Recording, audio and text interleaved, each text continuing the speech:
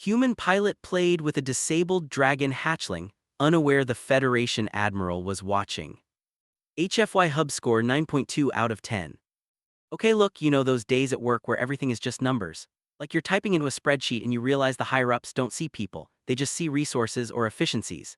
That is exactly what started this story for me. It opens with this strict military space station vibe, cold walls, buzzing lights, the kind of place that probably has a rule against laughing too loud.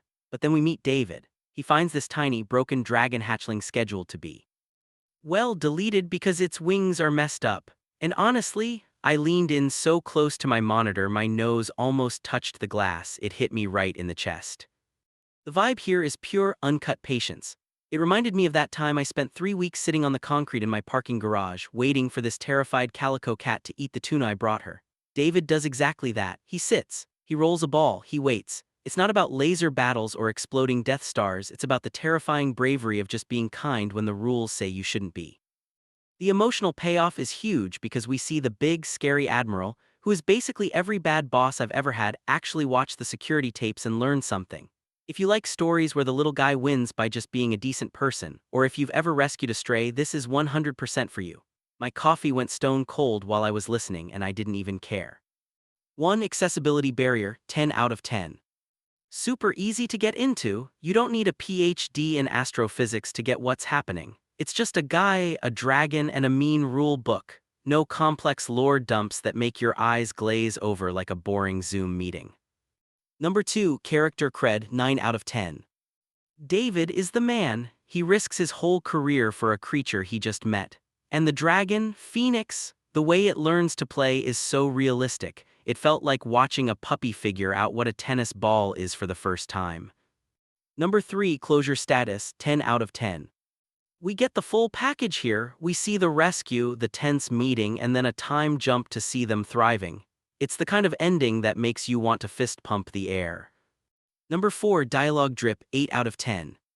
The conversations feel real, especially when David is defending the dragon. He doesn't sound like a Shakespeare actor, he sounds like a guy who is tired of the system's nonsense. Straight to the point. Number 5, endgame payoff, 10 out of 10. The ending isn't just they lived happily ever after. It actually shows how their success changed the whole galaxy. It's like when you finally fix that one bug in the data entry system and suddenly everyone's job gets easier. Number 6, found family factor, 10 out of 10.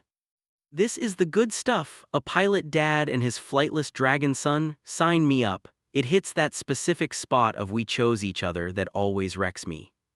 Number 7, HFY video length, 1530 min. It's a bit of a longer listen but it flows so well you won't notice. Perfect for a long commute or ignoring your chores for a solid half hour. Number 8, logic coagulation, 8 out of 10. Most of it makes sense. The only thing is the Admiral watching the tapes for weeks without saying anything. It's a little convenient, but hey, maybe he was just bored of paperwork too. Number 9, narrative gut punch, 9 out of 10.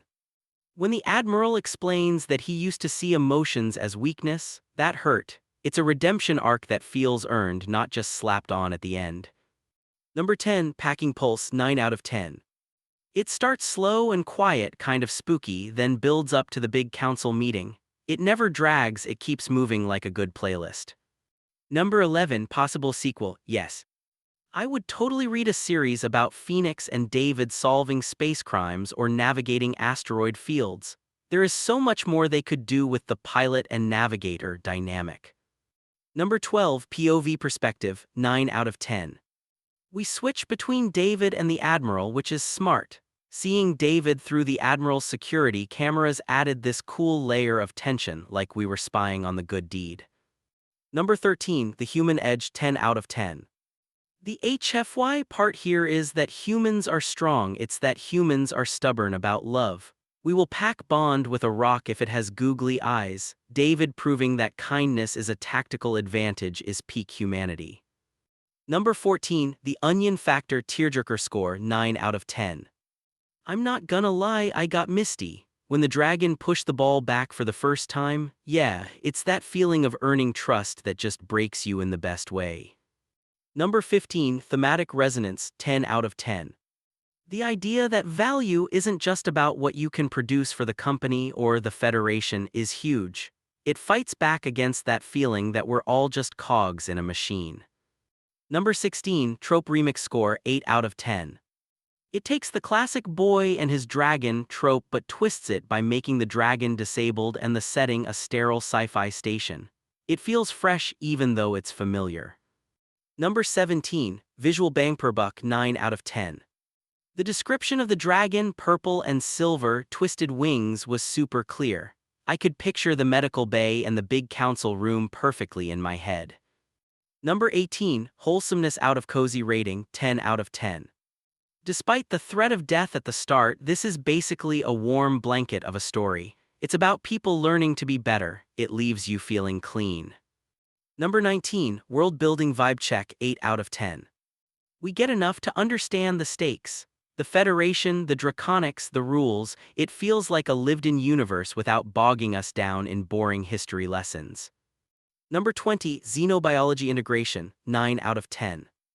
I loved that the dragon wasn't just a pet, it became a navigator. Using its natural 3D spatial awareness for piloting, that's a legit cool sci-fi concept. HFY Hub score 9.2 out of 10. Hope to see you at the next HFY Hub review.